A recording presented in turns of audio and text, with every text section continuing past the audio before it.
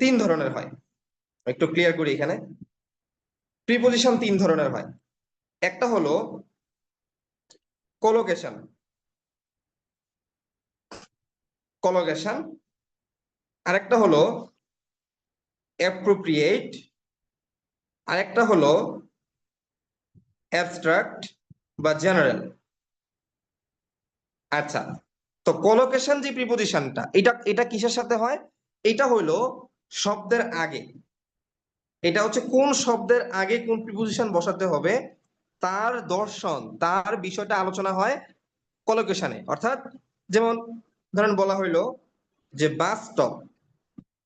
এখন এই যে বাস স্টপ বলা হইলো বা বাস স্ট্যান্ড, এখন এই বাস স্টপ বা বাস স্ট্যান্ডের আগে আমি কি এট বসাবো নাকি অন বসাবো, এইটাকে বলা হয় কলোকেশন। একটা শব্দের আগে আমি কি বসাবো, এইটা যে টপিকটা আপনাকে শিখাবে সেটাকে বলা হয় কলোকেশন। আচ্ছা, আর অ্যাপ্রোপ্রিয়েট সেটা কি? এটা হচ্ছে শব্দের পরে কিছু নির্ধারিত শব্দ আছে, কিছু নির্ধারিত শব্দ আছে যে শব্দের পরে আপনাকে ওই নির্দিষ্ট প্রিপজিশনটাই বসাতে হবে। এখানে আপনি অর্থ দিয়ে অন্য কিছু মিলাইতে পারলেও আপনাকে ওই প্রিপজিশনটাকেই ব্যবহার করতে হবে, এটাকে বলা হয় অ্যাপ্রোপ্রিয়েট। তাহলে প্রিপজিশনের একটা হচ্ছে কলোকেশন, আরেকটা হচ্ছে অ্যাপ্রোপ্রিয়েট, আরেকটা হচ্ছে অ্যাবস্ট্রাক্ট বা জেনারেল। এই যে অ্যাবস্ট্রাক্ট বা জেনারেল, এইটা হচ্ছে তার নিজস্ব অর্থের উপর নির্ভর করে বসবে। তার নিজস্ব অর্থের উপর উপর নির্ভর করে বসবে। এখন যদি বলেন যে ভাই তাহলে আমি যদি প্রিপজিশনে প্রো হইতে চাই, তার নিজস্ব অর্থের উপর নির্ভর করে বসবে। তাহলে আপনি বলতে পারেন যে ভাই আমি যদি এখন প্রিপজিশনে প্রো হইতে চাই তাহলে আমার কি করা উচিত? খুবই সিম্পল। আপনি চলে যান এই যে আমাদের যে গ্রুপটা আছে ইংলিশ ফাইনাল, এই গ্রুপে চলে যান, গিয়ে দেখেন এই যে ডকুমেন্টে ক্লিক করেন। আপনি এই যে ডকুমেন্টে যান, ফাইনাল ইংলিশ কারেকশন বার নামে যে বইয়ের পিডিএফটা দেওয়া আছে, এই পিডিএফ এর একদম আপনি শেষ প্রান্তে চলে যান, একদম শেষে, একদম শেষে চলে যান, একদম শেষে চলে যান। ওকে, এইখান থেকে সবার আগে আশা করি আপনারা সবাই গত ক্লাসে এই যে প্রিপজিশন দিয়ে প্রথম যে অংশটা, এই যে যেমন at first, at lunch, at the bottom of, at the best of, at all cost, at first, at the edge of, at the beginning of, at dawn, at down, at the door, at first sight, at a glance, at heart, at home, at last, at least, at a loss, at school, at sunset, at the table, at the time, at times, at the top of, at university, at work। আশা করি এইগুলা দেখছেন, এই যে একটা শব্দের আগে আরেকটা preposition, তো এটাকে বলা হচ্ছে কলোকেশন। তো এই কলোকেশনটা সবার আগে শিখবেন। তারপরে তারপরে চলে যাবেন অ্যাপ্রোপ্রিয়েট প্রিপজিশন। একদম পৃথিবীতে যে অ্যাপ্রোপ্রিয়েট প্রিপজিশন গুলা সবচেয়ে বেশি ব্যবহৃত হয় কথা বলার জন্য, এইগুলা সুন্দরভাবে দেওয়া আছে। যেমন যদি আপনি ফোকাস করেন, আমি যদি দেখাই আপনাকে, যেমন এডিকুয়াইট ফর মানে পর্যাপ্ত, এডিকুয়াইট টু মানে হচ্ছে সমানুপাতিক, এডজেসেন্ট টু মানে সংলগ্ন কোনো কিছু নিকটে, এডমিট অফ মানে সুযোগ প্রাপ্ত হওয়া, এডমিট টু মানে ভর্তি করা, এডমিট ইনটু মানে প্রবেশ করা। তাহলে খেয়াল করেন প্রিপজিশনের উপর নির্ভর করে কিন্তু অর্থ চেঞ্জ হয়ে যাচ্ছে। তাহলে এইভাবে করে এখানে যে অ্যাপ্রোপ্রিয়েট প্রিপজিশন গুলো দেওয়া আছে, এখানে টোটাল 350টার মতো দেওয়া আছে। আপনি যেটা করবেন একটু কষ্ট করে হলেও ভাই শিখতে হবে। আপনি যদি ভোকাবুলারি না শিখেন, শুধু স্ট্রাকচার শিখেন, তাহলে কিন্তু ভাই সেন্টেন্স জীবনেও বানানো হবে না, স্পোকেনও আর হবে না। আপনাকে এগুলো শেখা লাগবে। যুগে যুগে যত মানুষ ইংলিশ শিখছে, যত মানুষ আজকে ইংলিশে দক্ষ, ক্যাপেবল, বিভিন্ন নিউজ পেপার পড়তেছে, আপনারা এতটুকু চিন্তা করেন, আপনারা অনেকে হয়তো ন্যাশনাল ইউনিভার্সিটিতে পড়তেছেন, কেউ হয়তো সরকারি পাবলিক ইউনিভার্সিটিতে পড়তেছেন।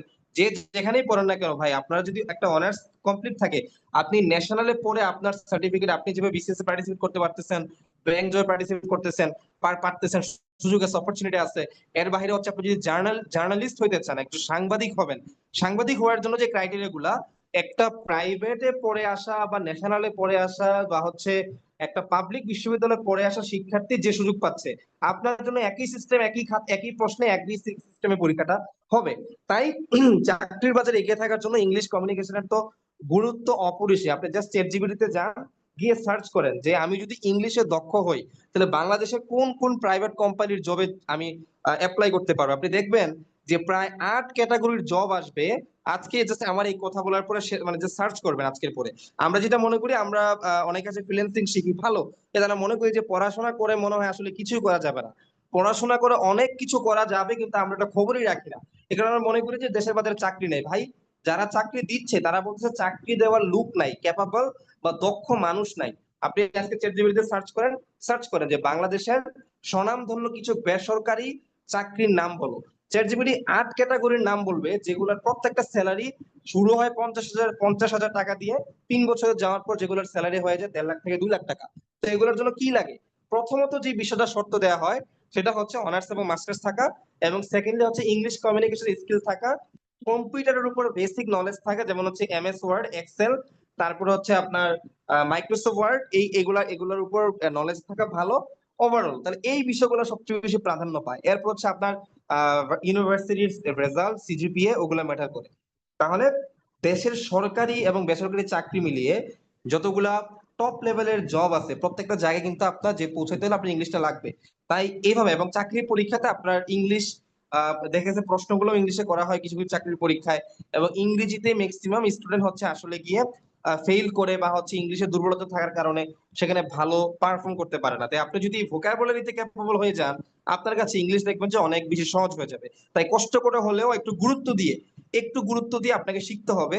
আমার কথা বিশ্বাস না হলে যান চ্যাটজিপিটি থেকে সার্চ করেন যে 50,000 থেকে 1 লক্ষ টাকার মতো বা 1.5 লক্ষ টাকার মতো স্যালারি দেয় এমন কিছু প্রাইভেট জবের নাম বলুন, বা এরপর সরকারি চাকরি আপনি সার্চ করে দেখেন দেশের মধ্যে, বাংলাদেশের মধ্যেও কি পরিমাণে অপরচুনিটি।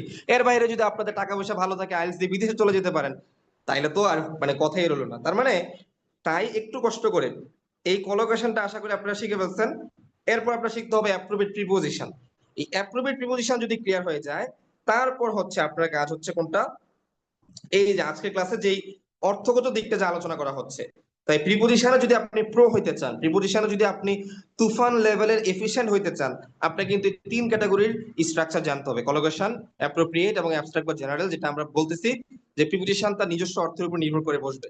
আচ্ছা, যেমন উইথ প্রিপোজিশন 7 নম্বরে আমরা দেখতেছি প্রিপোজিশন উইথ এর ব্যবহার। তাহলে এখানেও খেয়াল করেন কি বলা হচ্ছে, কোনো কিছুর উইথ শব্দের অর্থ আমরা জানি সাথে, তাহলে সেম অর্থের উপর প্রাধান্য পাবে। সাথে অর্থে আমাদেরকে প্রিপোজিশন উইথ ব্যবহার করতে হবে। ফর এক্সাম্পল খেয়াল করেন যে রিভার্স, রিভার্স মানে হচ্ছে নদীগুলো ক্যান নট ফ্লো। ফ্লো মানে কি? ফ্লো মানে প্রবাহিত হওয়া। ফ্লো মানে প্রবাহিত হওয়া। তো বলা হচ্ছে রিভার্স ক্যান ফ্লো, যে নদীগুলো প্রবাহিত হতে পারে না। তো কিসের সাথে প্রবাহিত হতে পারতেছে না? বলা হচ্ছে সাফিসিয়েন্ট ওয়াটার। সাফিসিয়েন্ট মানে কি? সাফিসিয়েন্ট মানে হচ্ছে পর্যাপ্ত। সাফিসিয়েন্ট মানে হচ্ছে পর্যাপ্ত, আর ওয়াটার মানে তো আমরা সবাই জানি পানি। তো বলা হচ্ছে বর্তমানে দেশের নদীগুলোর মধ্যে কচুরি পানা সহ বিভিন্ন ময়লা আবর্জনা জমে থাকার কারণে রিভার্স ক্যান ফ্লো, প্রবাহিত হতে পারে না উইথ সাফিসিয়েন্ট ওয়াটার, পর্যাপ্ত পানির সাথে। পর্যাপ্ত পানিকে সাথে নিয়ে নদীরা প্রবাহিত হতে পারে না। তাহলে দেখেন এখানে আমি অর্থ লিখে দিচ্ছি যে উইথ, নদীগুলো পর্যাপ্ত পানির সাথে নিয়ে প্রবাহিত হতে পারে না।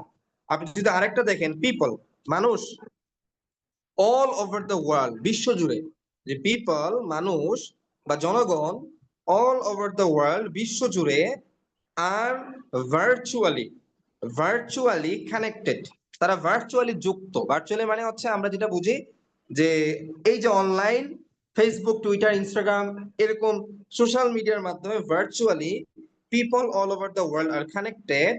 তো এখানে দেখেন কি বলা হচ্ছে, কানেক্টেড উইথ ওয়ান অ্যানাদার, অর্থাৎ একজন আরেকজনের সাথে। তাহলে এই যে কানেক্টেড উইথ ওয়ান অ্যানাদার, একজন অন্যজনের সাথে, এই যে সাথে কথাটা বলার জন্য কিন্তু আমাদেরকে এখানে উইথ বসানো লাগতেছে।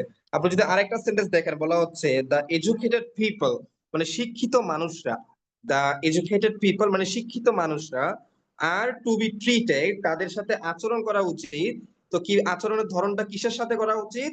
বলা হচ্ছে যে আচরণটা হওয়া উচিত উইথ মাচ রেসপেক্ট, সম্মানের সাথে। তাহলে যারা শিক্ষিত মানুষ তাদের সাথে আচরণটা কেমন হবে? উইথ মাচ রেসপেক্ট, সম্মানের সাথে।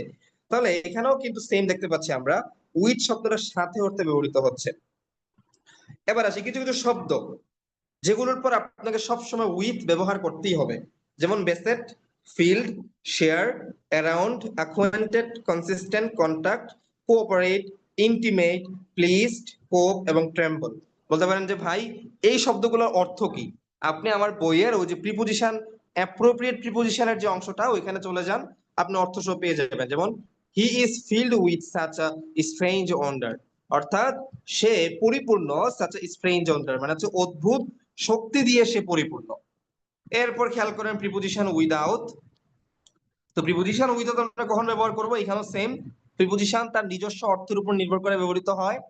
যেমন ছাড়া এবং ব্যতীত অর্থে উইদাউট শব্দটি ব্যবহার করা হয়। যেমন যেমন উইদাউট হেল্প, সাহায্য ব্যতীত। উইদাউট হার্ড ওয়ার্ক, পরিশ্রম ছাড়া বা ব্যতীত।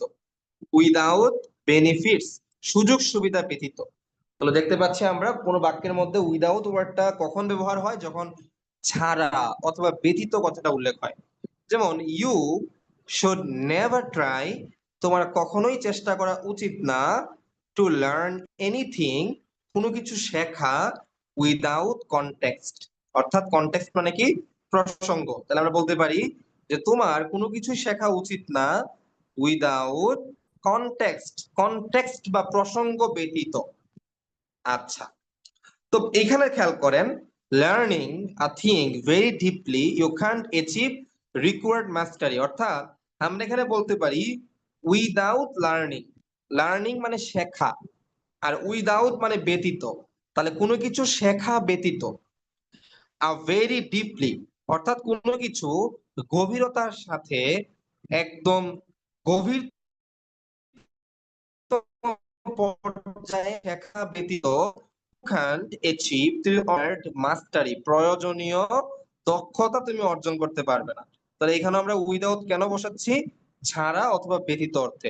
উইদাউট লার্নিং, শেখা ব্যতীত।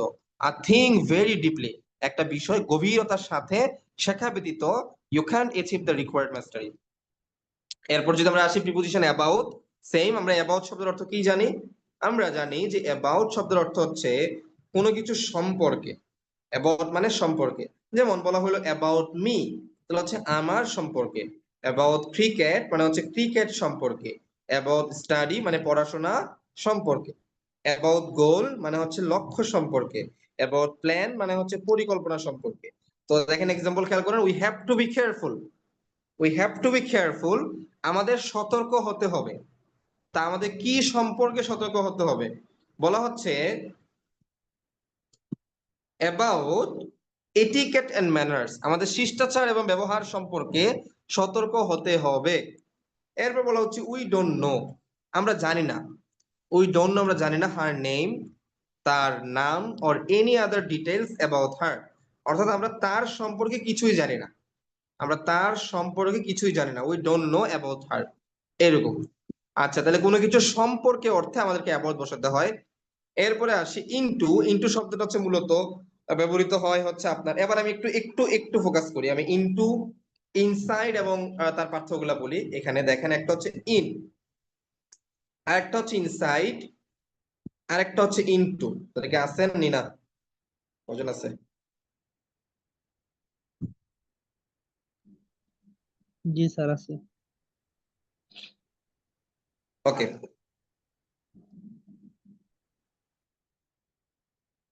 তাহলে ফোকাস করেন। তো দেখেন ইন, ইনসাইড এবং ইনটুর মধ্যে পার্থক্য কি? ইন মানে হচ্ছে মধ্যে, এটা যে কোনো কিছুর মধ্যে বুঝাবে। যদি কখনো কখনো আমাদেরকে মধ্যে ব্যবহার করতে হয় বাংলায়, তাহলে আমরা সেখানে হচ্ছে ইন ব্যবহার করব। আরেকটা হলো ইনসাইড। ইনসাইড কখন? যদি এটা চার দেয়ালের মধ্যে হয়, চার দেয়ালের চার দেয়ালের মধ্যে, তখন আমরা ইনসাইড ব্যবহার করব। চার দেয়ালের মধ্যে বা হচ্ছে মানে একটা একটা বেরিয়ার আছে, চতুর্দিক থেকে ঘেরাও করা, এরকম কিছু কিছু বোঝাচ্ছে। ধরেন আপনার ব্যাগের ভিতরে আপনি কিছু রাখলেন, এখানে আমি সেটা মধ্যে বলবো না, এখানে আমি বলবো যে ভিতরে কথাটা আসলে। যেমন ধরেন আপনি আপনার ব্যাগের ভিতরে টাকা রাখছেন। হুম, ধরেন আপনি বললেন যে আমার ব্যাগের ভিতরে টাকা রাখা আছে, তাহলে ব্যাগটা চতুর্দিক থেকে কিন্তু কি করা? ঢাকা, চতুর্দিক থেকে ঘেরাও করা। তো তখন আমরা সেখানে ইনসাইড ব্যবহার করবো। আর ইনটুটা কেমন? ইনটুটা হলো কোনো কিছুর মধ্যে বুঝাবে, তবে গতিশীলতা বুঝাবে। যেমন ধরেন একজন মানুষ, সে হচ্ছে ব্রিজ থেকে নদীতে লাফ দিল, হ্যাঁ। তো একজন মানুষ যে ব্রিজ থেকে নদীতে লাফ দিল, তো সে যখন ব্রিজ থেকে লাফাইলো, লাফানোর পর অবশ্যই সে কোথায় যাচ্ছে? সে নিচের দিকে পড়তেছে। তো সে যে নদীর মধ্যে পড়তেছে, সে কিন্তু নদীর ভিতরে গিয়ে পড়বে, কিন্তু তার এই পড়াটা কিন্তু গতিশীল অবস্থায়। এরকম না যে সে লাফ দিছে আর সে হচ্ছে মানে তার মধ্যে কোনো মুভমেন্ট আসে না, এমনি নদীতে পড়ে গেছে। যখন উপর থেকে নিচের দিকে সে যাচ্ছে, এরকম উপর থেকে সে যখন নিচের দিকে যাচ্ছে, তখন কিন্তু কি হচ্ছে, তার মধ্যে একটা গতি আছে। তো এরকম যদি হয় যে কোনো কিছুর মধ্যে এবং গতিশীল, তখন আমরা ইনটু ব্যবহার করবো। আচ্ছা, বলছিলাম আমরা এখানে ছিলাম ইনটু। তাহলে এটা হচ্ছে ইনটু ব্যবহারটা। ওকে, তো এবার আমরা একদম শুরুতে চলে যাই। তো এইভাবে আপনারা হচ্ছে যেটা করবেন, প্রিপজিশনের মানে জেনারেল বা অ্যাবস্ট্রাক্ট প্রিপজিশন বলতে যেটা বুঝতেছি আমরা, এই জায়গায় আমরা হচ্ছে প্রিপজিশনের অর্থটাকে প্রাধান্য দিব। যেমন হচ্ছে ফ্রম মানে থেকে, ইন মানে হচ্ছে মধ্যে, টু মানে কোনো কিছুর নিকটে বা প্রতি, এবং ফর মানে জন্যে, অ্যাবাউট মানে হচ্ছে সম্পর্কে, উইথ মানে হচ্ছে সাথে, উইদাউট মানে হচ্ছে ব্যতীত, এবং থ্রো মানে হচ্ছে কোনো কিছুর মধ্য দিয়ে, ডিউ টু মানে হচ্ছে কারণে, বিয়ন্ড মানে হচ্ছে কোনো কিছু সীমার বাহিরে, অন মানে উপরে, কোনো কিছু পিছনে যদি বুঝায়, বিহাইন্ড যদি পরে হয়, কোনো কিছুর পরে হয় তাহলে আফটার, কোনো কিছুর আগে হইলে বিফোর, এরপর হচ্ছে এইভাবে কোনো কিছুর বিরুদ্ধে হইলে তখন হচ্ছে এগেইনস্ট। তারপরে যেটা করতে হবে, একটু কষ্ট করে এখানে যে প্রিপজিশন গুলো দেওয়া আছে, এইগুলোর অর্থগুলো মুখস্থ করে রাখবেন। যেমন ধরেন আমি যদি একটা সেন্টেন্স আপনাকে দেই এরকম, ধরেন আমি এখানে র্যান্ডমলি একটা সেন্টেন্স আপনাকে দিলাম এবং আপনি এটাকে অনুবাদ করতে কিন্তু পারবেন। ধরেন বলা হলো যে যে তুমি আমার পিছনে, ধরেন এরকম বলা হলো যে, ধরেন যে এরকম বলা হলো যে ফয়সাল ফয়সাল আমার পিছনে দাঁড়িয়ে আছে। তাহলে ফয়সাল আমার পিছনে দাঁড়িয়ে আছে, ইংলিশটা কি হবে? প্রথমত ফয়সালকে আমরা নিব সাবজেক্ট যেহেতু, তাহলে ফয়সাল ইজ স্ট্যান্ডিং, থাকা স্ট্যান্ডিং, তাহলে আমরা বলবো ফয়সাল ইজ স্ট্যান্ডিং।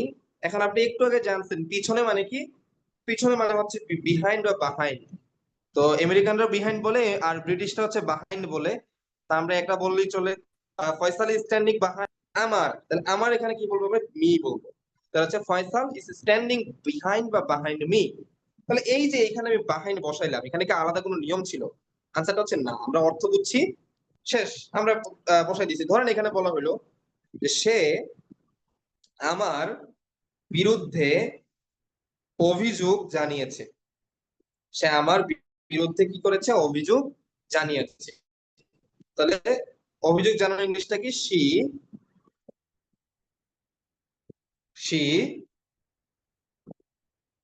ধরেন বলা হলো, আমরা বলতে পারি যে অভিযোগ জানানো, সে আমার বিরুদ্ধে অভিযোগ জানিয়েছে। তা আমরা এখানে বলতে পারি ব্লেমড এগেইনস্ট মি। বা আমরা সরাসরি, অবশ্য ব্লেম এমন একটা শব্দ যার পরে প্রিপজিশন না দিলেও চলে, সে ব্লেমড মি। আমি যদি আরেকটা সুন্দর সেন্টেন্স লিখি যে তারা আমার বিরুদ্ধে ষড়যন্ত্র করছে, ষড়যন্ত্র করছে। তাহলে তারা আমার বিরুদ্ধে ষড়যন্ত্র করছে, তাহলে তারা আমার বিরুদ্ধে ষড়যন্ত্র করছে, ইংলিশ কি করব, দে আর প্লটিং। প্লট মানে ষড়যন্ত্র করা, দে আর প্লটিং। তো তারা কার বিরুদ্ধে ষড়যন্ত্র করছে, আমার বিরুদ্ধে। তাহলে বিরুদ্ধে ইংলিশটা আপনি কি শিখলেন একটু আগে, এগেইনস্ট। তাহলে বলেন এগেইনস্ট মি। তাহলে এইখানে যে আমি